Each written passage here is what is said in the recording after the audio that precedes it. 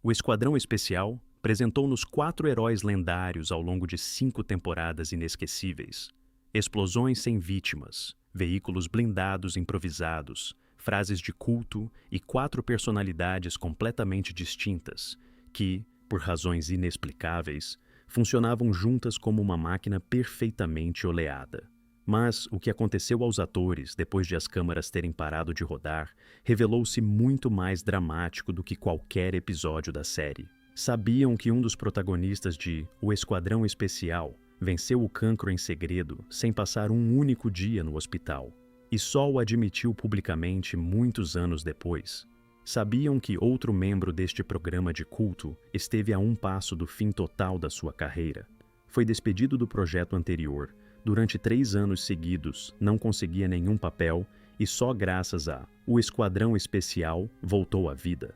Sabiam que a única mulher do elenco principal foi removida da série não por uma interpretação insuficiente, mas porque um dos colegas simplesmente não queria ver uma mulher ao seu lado no ecrã? Vejamos então onde estão hoje, em 2026, os atores de O Esquadrão Especial. No número 1 temos George Peppard no papel do coronel John Hannibal Smith. Se o Esquadrão Especial assentava sobre alguém como sobre um alicerce, era precisamente sobre ele, o coronel Hannibal, mestre dos disfarces, o homem do charuto e do eterno sorriso satisfeito, e com a frase mais icônica de toda a década: "Adoro quando um plano resulta." George Peppard tinha 54 anos quando, em janeiro de 1983, foi ao ar o primeiro episódio de O Esquadrão Especial. Experiente, sério, com um passado em Hollywood, era um homem completamente diferente dos restantes membros do elenco. Antes de O Esquadrão Especial, tinha atuado em Pequeno Almoço em Tiffany's, em Os Gangsters e em dezenas de outros filmes sérios. Era uma verdadeira estrela do cinema da velha guarda que havia aterrado nas filmagens de uma popular série de ação. A realidade nos bastidores era, porém, muito menos brilhante do que aquilo que se via no ecrã. Em 1980, a carreira de Peppard havia literalmente desmoronado. O alcoolismo, o feitio difícil, os conflitos com os produtores, tudo isso o havia empurrado para o fundo criativo. Foi despedido do projeto Dinastia, onde iria interpretar Blake Carrington, 3 anos praticamente sem papéis, a escuridão total. E então surgiu Stephen J. Cannell com a proposta de interpretar Hannibal. O que aconteceu a seguir? Peppard renasceu literalmente. Começou a treinar, a correr, realizava pessoalmente a maioria das cenas de ação. Dizia que o papel de Hannibal era a melhor coisa que lhe havia acontecido na carreira. Há alguns anos, simplesmente não teria conseguido aguentar tal esforço físico, admitia nas entrevistas. Tinha medo de desiludir os filhos, e isso tornou-se a sua principal motivação para se manter firme. A vida pessoal de Peppard era complicada. 5 casamentos com 5 mulheres diferentes. Um deles, com a atriz Elizabeth Ashley, terminou 2 vezes. Tinha 3 filhos. Em 1992, foi-lhe retirado um tumor do pulmão, consequência de anos de tabagismo. Por fim, deixou os charutos. Uma amarga ironia para um homem cuja personagem nunca se separava do charuto. Infelizmente, o tempo que lhe restava não era muito.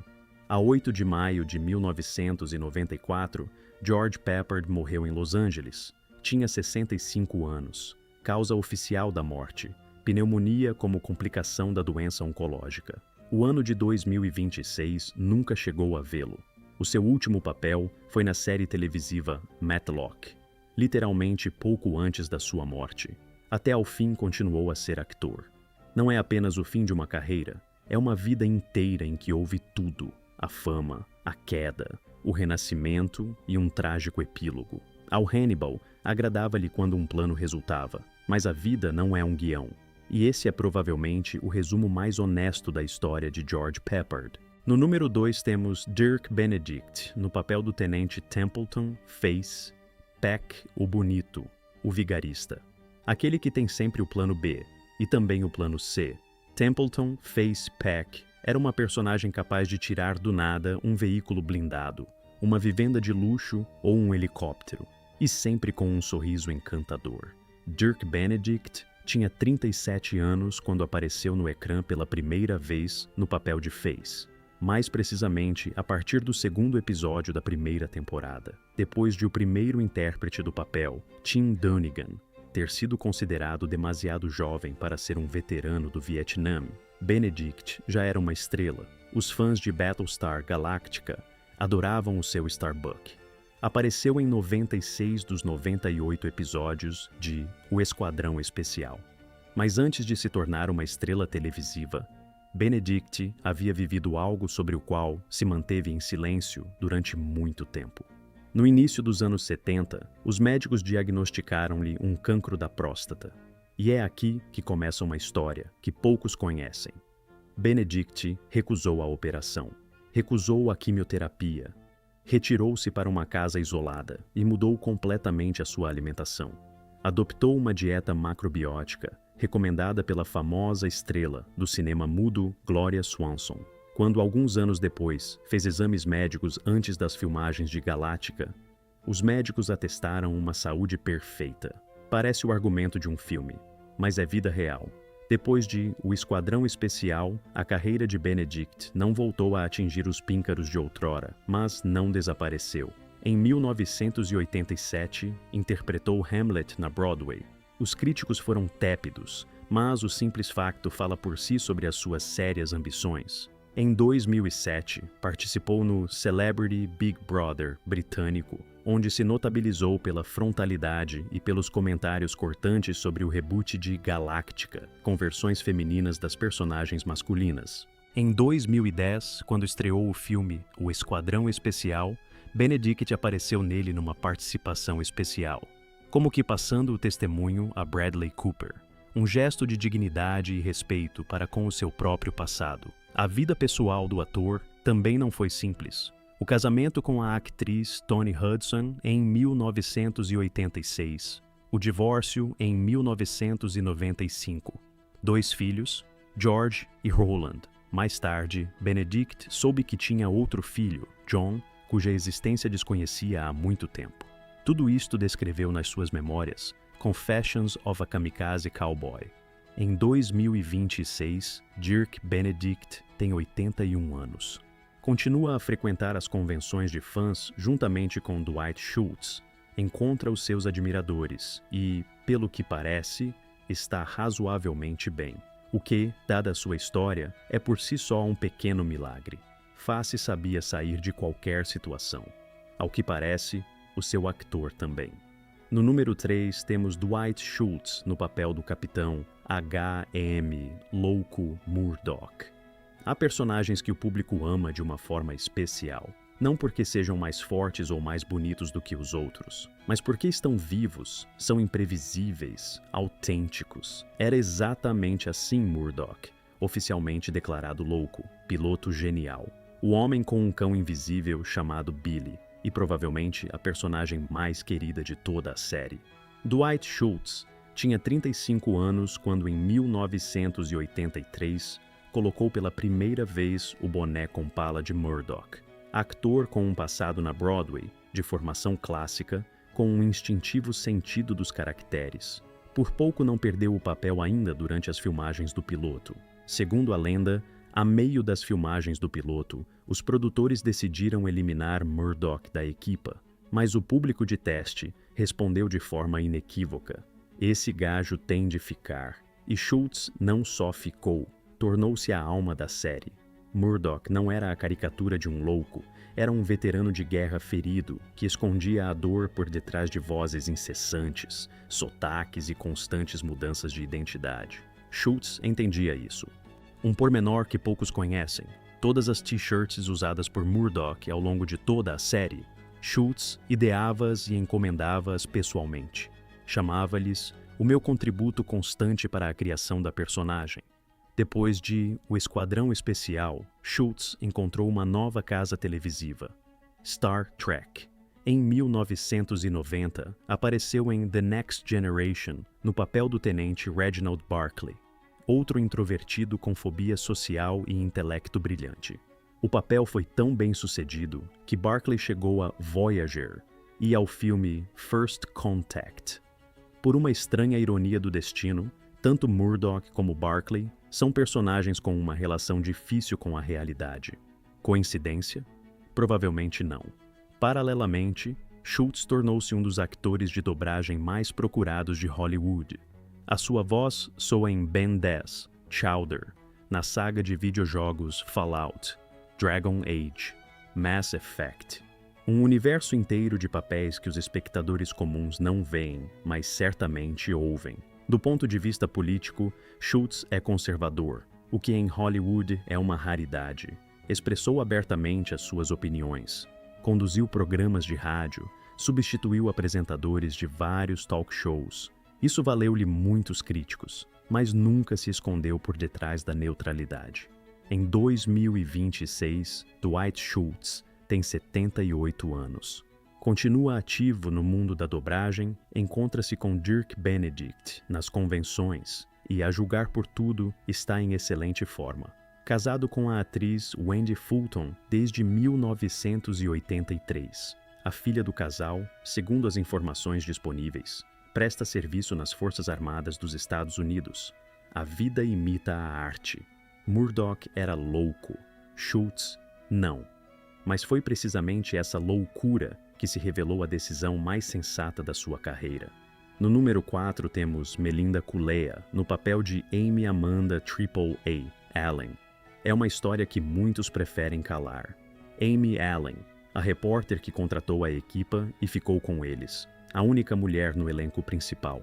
E uma pessoa atirada, borda fora, tal como acontece nas séries, apenas com as personagens secundárias. Melinda Culea tinha 27 anos quando apareceu no episódio piloto de O Esquadrão Especial, em 1983. Antes, anos de insucessos, pilotos que não eram vendidos, papéis que não chegavam. Já estava pouco a pensar em abandonar a representação. Um novo agente, uma nova confiança em si mesma.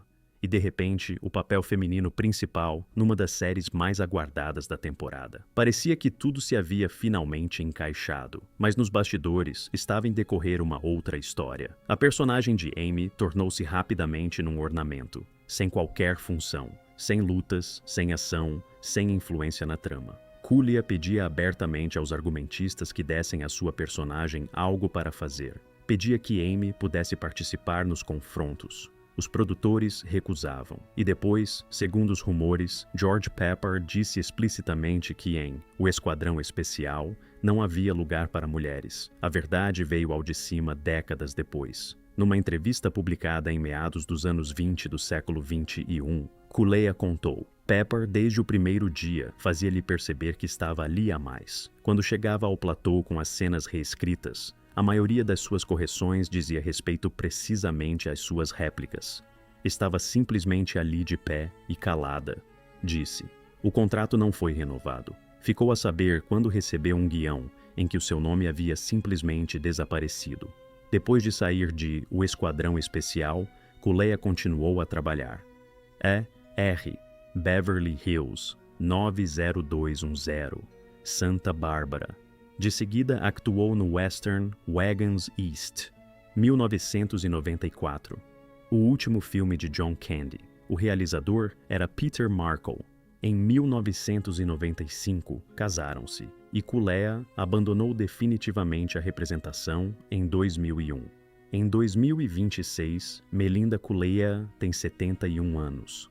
Vive tranquilamente longe dos holofotes, dedica-se à literatura. Em 2016, saiu seu primeiro livro, Bondago, um romance policial ilustrado. Escreve, pinta. Produz pequenos projetos independentes do marido. Amy Allen devia ter se tornado uma heroína. Mas, nos bastidores, uma atriz chocou com um sistema que nunca decidiu se precisava, sequer, de uma mulher na equipa. No número 5, temos Marla Heasley no papel de Tanya Baker. Quando Melinda Culea se foi, era preciso uma nova mulher na equipa. Foi Tanya Baker, repórter fotográfica, amiga de Amy, substituta temporária. Marla Heasley apareceu na série a partir da segunda temporada e ficou até a quarta. com um perfil ligeiramente mais baixo do que a sua predecessora, mas tempo suficiente para fazer parte da história do programa. Marla Heasley tinha cerca de 25 anos quando apareceu pela primeira vez no ecrã no papel de Tanya em 1983. Beleza de modelo, carisma natural. E um papel destinado desde o início a ficar na sombra. O que muitos não sabiam, quando Heasley obteve o papel, disseram-lhe que Coolia era demasiado masculina. Não era uma simples substituição. Era um sinal preciso sobre qual devia ser exatamente a imagem da mulher em O Esquadrão Especial. Menos ativa, menos autônoma, mais decorativa.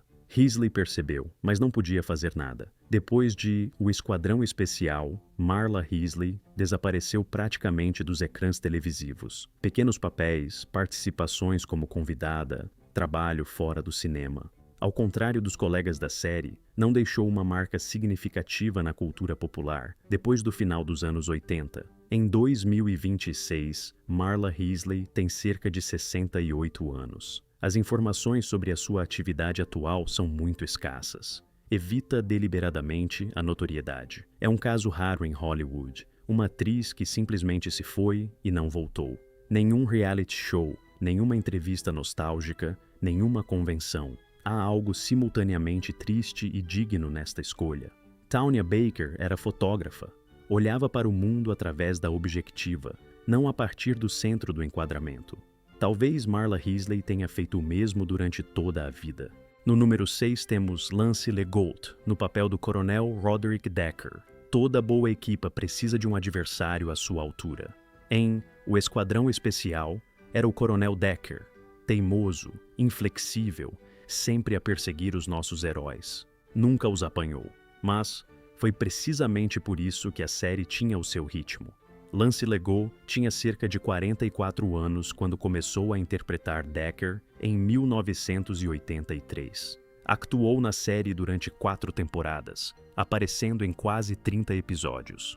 Não era o papel principal, mas era icônico. O coronel Decker tornou-se o rosto da confrontação, sem a qual toda a fuga da equipa perderia o sentido. Lance Legault já era um veterano da televisão antes de O Esquadrão Especial. Apareceu em Star Trek, Magnum e em dezenas de outras populares séries dos anos 70 e 80. Era o tipo de ator chamado cavalo de batalha de Hollywood, sempre ocupado, nunca no topo dos créditos, mas insubstituível. Depois de O Esquadrão Especial, Legault actuou em papéis de convidado até ao início dos anos 2000. Infelizmente, em 2005, Lance Legault morreu com cerca de 66 anos. A sua morte passou quase despercebida, sem necrológios ruidosos, sem programas de despedida. É assim que partem os atores secundários, mas é precisamente o segundo plano que dá profundidade à história. Decker não era um simples vilão, era o sistema. E Lance Legault interpretou esse sistema com dignidade e convicção durante 4 anos. Em 2026, já lá vão 21 anos sem ele. Mas sempre que na televisão aparece a carrinha preta da equipa, algures fora do enquadramento consegue imaginar-se Decker a quem voltou a correr mal. No número 7 temos Robert Vaughn, no papel do general Hunt Stockwell. Na 5ª e última temporada, o Esquadrão Especial mudou. Os protagonistas obtiveram amnistia e foram colocados ao serviço do Estado. E surgiu um novo chefe, o general Hunt Stockwell, frio, calculista, impenetrável. O homem que lhes prometia a liberdade, mas nunca cumpria a sua palavra. Robert Vaughn tinha 53 anos quando, em 1986, apareceu pela primeira vez em O Esquadrão Especial. Já tinha às costas vários papéis lendários. O espião Napoleon Solo em O Agente da UNCLI, o atirador Lee em Os 7 Magníficos, o vilão em Superman 3. Era uma lenda viva. E interpretou Stockwell com aquela fria aristocracia que só ele se podia permitir. Uma curiosidade da biografia de Vaughn: em 1970, obteve um doutoramento em comunicação na Universidade da Califórnia do Sul. O tema: a influência do Comitê de Atividades Anti-Americanas no teatro. Não era apenas um ator, era um acadêmico, um ativista político, um opositor à guerra do Vietnã. Hollywood não aprecia este tipo de pessoas, mas a Vaughn isso não lhe importava. Depois de O Esquadrão Especial, continuou a atuar durante quase mais 3 décadas. Lei e Ordem, a série britânica Hustle, Coronation Street, trabalhou até ao fim. Em 2012, aos 79 anos, interpretou um papel romântico numa série britânica de costumes. É simultaneamente engraçado e magnífico. A 11 de novembro de 2016, Robert Vaughn morreu de leucemia aguda. Tinha 83 anos. Partiu apenas 11 dias antes de fazer 84 anos. Uma vida cheia de ironia. O homem que ao longo de toda a carreira interpretou manipuladores e chefes controladores. No final, rendeu-se a uma doença que não conseguia controlar. Em 2026, já lá vão quase 10 anos sem ele. Mas a imagem de Stockwell, com os seus olhos frios e mais uma promessa não cumprida, ficou. Certos generais nunca se reformam de verdade. Robert Vaughn era um deles. No número 8, temos Ed Velez, no papel do cabo sujo, Frank Santana. Quando uma série chega à sua última temporada, os produtores tentam frequentemente renovar o espectáculo com sangue fresco. Em O Esquadrão Especial, esse sangue fresco foi Frank Santana, um jovem assistente alegre, desajeitado, mas leal. Foi Ed Velez quem o interpretou. Ed Velez tinha cerca de 24 anos quando apareceu na 5ª temporada de O Esquadrão Especial, em 1986. Um jovem ator porto-riquenho, cheio de energia e vontade de demonstrar o seu lugar no ecrã. Frank devia dar novo fôlego à série.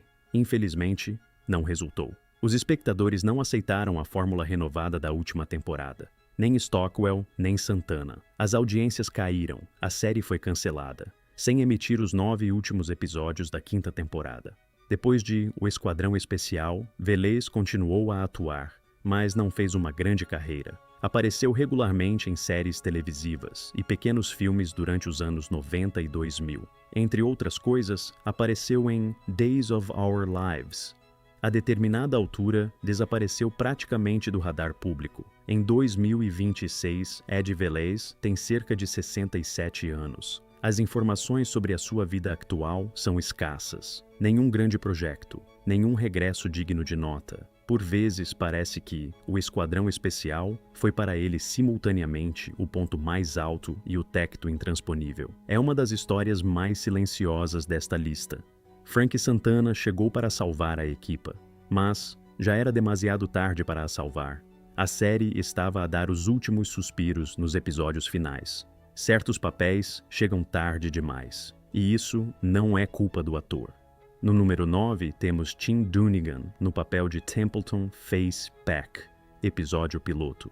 Poucos se lembram deste pormenor, mas O Esquadrão Especial podia ter tido um aspecto completamente diferente. No piloto de 1983, o papel de Face não foi interpretado por Dirk Benedict, mas sim por outro ator, Tim Dunnigan. Tim Dunnigan nasceu a 2 de agosto de 1955 em St. Louis, no Missouri. Tinha, portanto, 27 anos quando actuou no piloto de 2 horas Mexican Sleigh Ride. Alto, quase 196 centímetros, bonito, com boa energia no ecrã e uma sólida formação atoral. Licenciou-se na Webster University com um Bachelor of Fine Arts em teatro. Tinha tudo o que Hollywood exige, excepto uma coisa: parecia demasiado jovem. E aqui esconde-se algo curioso sobre o qual poucos falam. Os criadores da série, Stephen J. Cannell e Frank Lupo, desde o início queriam Dirk Benedict para esse papel. Foram os executivos da NBC que os puseram em minoria e insistiram em Dunnigan para o piloto.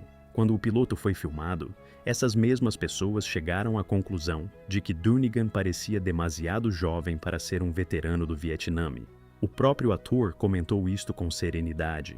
No ecrã, pareço ainda mais jovem do que na realidade. Era difícil aceitar-me como veterano do Vietnã, dado que essa guerra terminou quando eu andava no 11º ano. Foi substituído por Benedict a partir do 1º episódio regular. Ninguém voltou ao assunto. O que aconteceu a Dunnigan a seguir?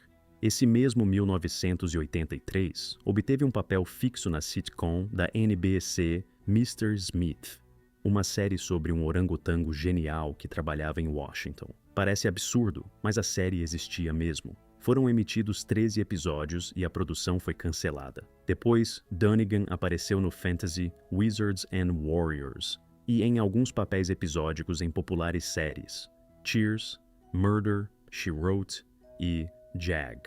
O seu papel mais recordado depois de O Esquadrão Especial foi o do Capitão Jonathan Power na série de ficção científica Captain Power and the Soldiers of the Future, 1987 a 1988. Uma produção pioneira para a época, com uma combinação de atores ao vivo e animação por computador. A série conquistou um reduzido grupo de fãs, mas não se traduziu numa carreira posterior. Depois de uma participação como convidado em Jag em 2002, Dunnigan abandonou a representação e tornou-se mediador de crédito à habitação. Deixou Hollywood sem grandes dramas. Em 2026, Tim Dunnigan tem 70 anos, sem atividade pública há mais de 2 décadas. Provavelmente continua a trabalhar no sector financeiro, algures no interior dos Estados Unidos. Um daqueles casos em que o destino demonstra ser o primeiro não significa necessariamente ser o indicado. Algures nos arquivos da NB se repousa esse único episódio piloto com um face diferente. Poucos o viram, mas quem o viu não esqueceu. No número 10 temos Jack Ging, no papel do general Harlan Bull Fulbright, um dos poucos antagonistas de O Esquadrão Especial de quem o público se apaixonou mesmo assim. O general Harlan Bull Fulbright apareceu na 4ª temporada. Duro, inflexível, tinha apanhado o testemunho do coronel Decker. A sua missão era simples, apanhar a equipa e metê-los atrás das grades. Mas a história tomou outro rumo. Gradualmente, Fulbright começou a perceber que aquelas pessoas não eram criminosos, e no final da temporada, morreu a proteger a própria filha, tornando-se a primeira personagem a morrer, numa série em que, ao que parecia, nunca morria ninguém. Jack Ging tinha cerca de 52 anos quando apareceu pela primeira vez em O Esquadrão Especial, em 1984. Cerca de 8 episódios. E ficou mais gravado na memória do que muitos que actuaram em todas as temporadas. Sobre a sua morte no ecrã, falou depois com característica ironia. Disparavam de 10.000 metralhadoras de cada telhado, lançavam bombas e granadas. Ninguém morria, exceto eu. Mas a biografia de Ging é um capítulo à parte. Infantaria de Marinha dos Estados Unidos, futebol americano universitário na Universidade de Oklahoma, participação no célebre Orange Bowl de 1954, um breve episódio na Liga Canadiana de Futebol Americano, e só depois, Hollywood. Durante quase 40 anos de ofício, actuou em vários filmes com Clint Eastwood, Enforce a Lei, Coogan's Bluff e O Cavaleiro Pálido. Em paralelo, longos papéis em Mannix e Riptide.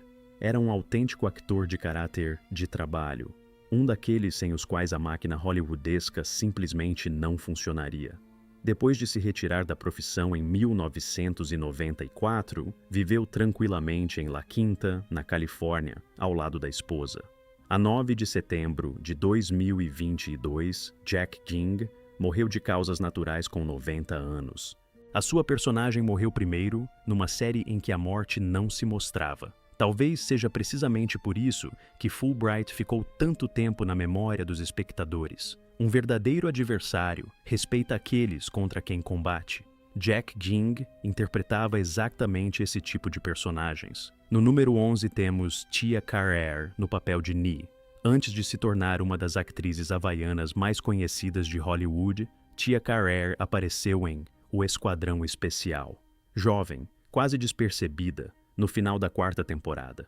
Estava previsto que na 5ª temporada entrasse no elenco principal, servindo de elo com a história da equipa nos tempos do Vietnã.